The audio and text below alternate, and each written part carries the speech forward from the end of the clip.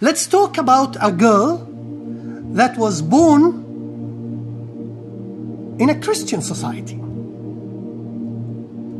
not in a Muslim society, not even in a pagan society, but from a religious point of view, Christian society.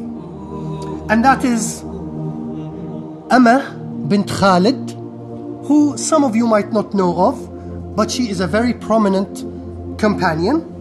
She was born and brought up in Abyssinia, Ethiopia.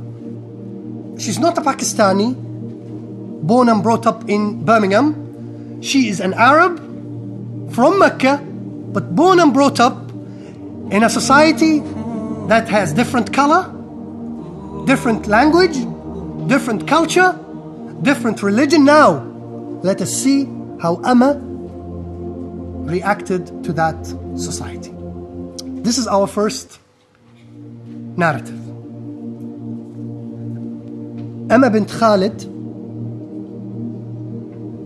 was born in Abyssinia, and she wasn't the only one who was born in Abyssinia. There were about over 50 girls and boys born in Abyssinia. So we have 50 migrants living in Abyssinia, in a society that was populated with thousands. Look, I'm not talking about 2 million Muslims living in Abyssinia. I'm talking about 50 born children in Abyssinia. Okay, what about the senior? What about the parents? The parents have not exceeded the 100. So in total, I'm talking about a Muslim community who does not exceed 100 living in Abyssinia that is composed of thousands.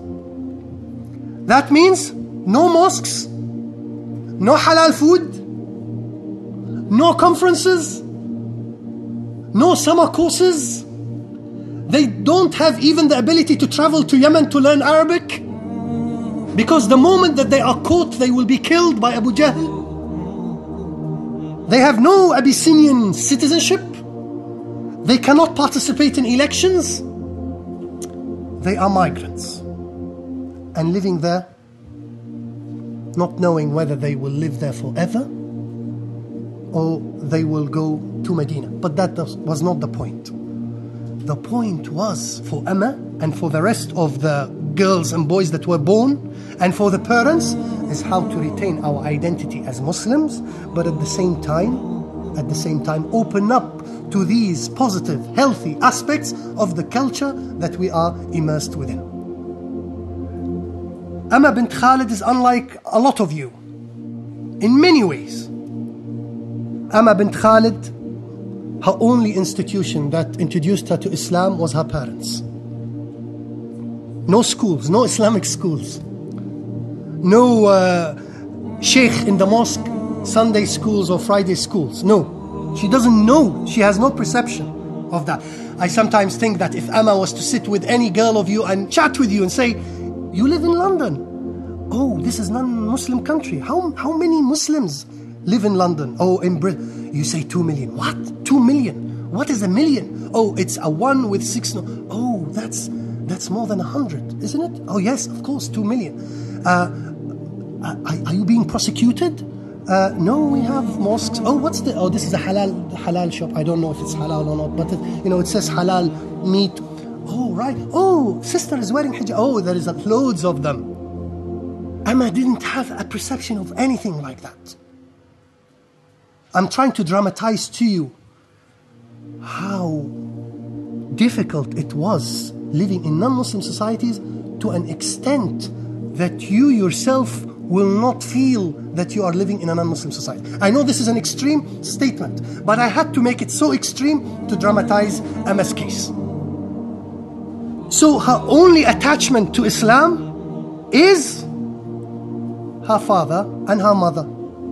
Amma bint Khalid is also different than you, or some of you at least, because her father and mother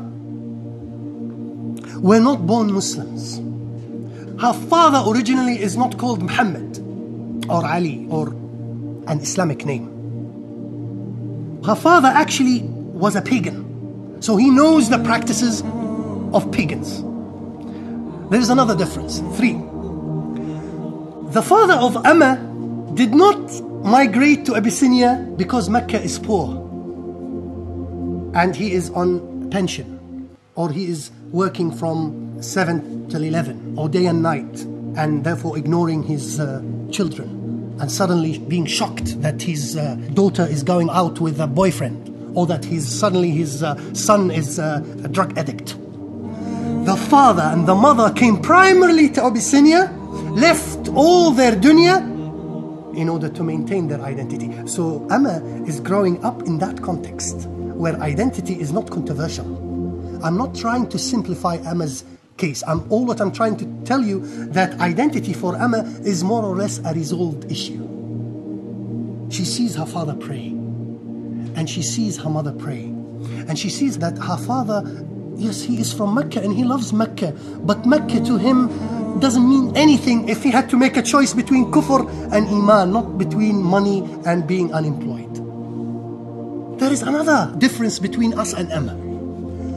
Amma loved the Prophet, but never saw him when she was young. She saw him later. But her religiosity was not contingent on the fact that when I see the Prophet, my iman will increase. What's the point? The point is that you have to make an effort to retain your identity and not wait for a savior. Be it language, Arabic, or a speaker, or a movement, or this, or sheikh, or Maulana, or that. Because Amma was not living for the time until she meets the Prophet ﷺ. She was not concerned much in her immediate daily life. What she was concerned about is trying to be a good Muslim. And one day, if she migrates to Medina, it will be an additional pleasure and blessing that now she is a proper companion seeing the Prophet.